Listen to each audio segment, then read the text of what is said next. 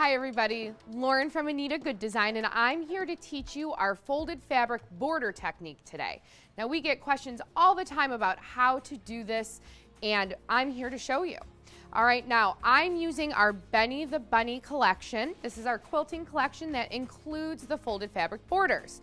I went ahead and I stitched out the first couple steps of the quilt block, and I'm getting to the portion where I am now about ready to add my borders.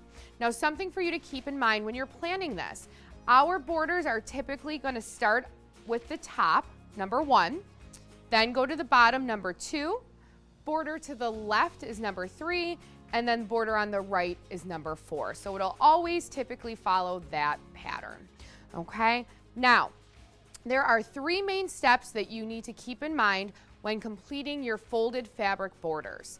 There's always going to be a placement stitch, so you know exactly where you're placing your fabric. Step 2 is going to be what we call a folding stitch. That's going to tack your border in place, and we call it a folding stitch because that tack down will allow you to then fold your fabric, and then you have a second tack down as your third step, and that tacks your fabric completely down in place for you. So let's take a look and see what that looks like.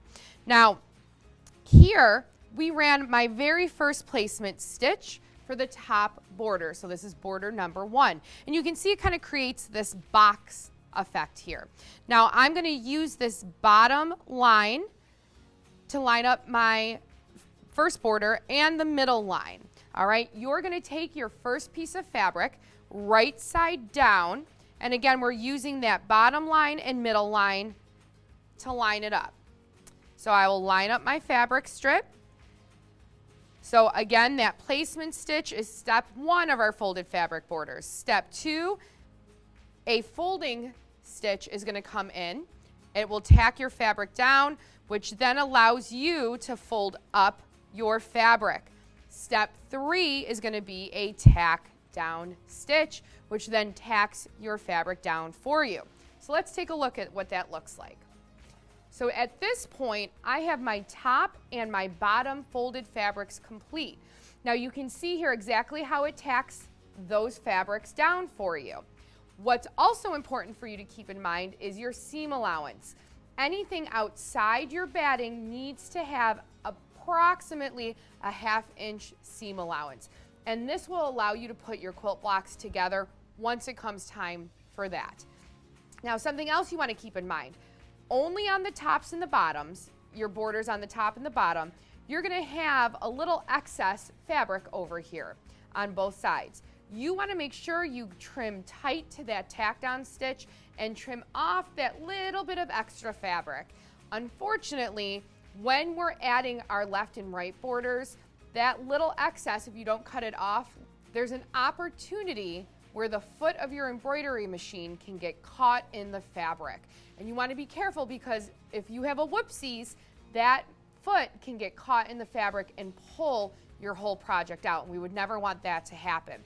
So of course, again, you want to make sure that you're trimming out just the corners of the excess fabric.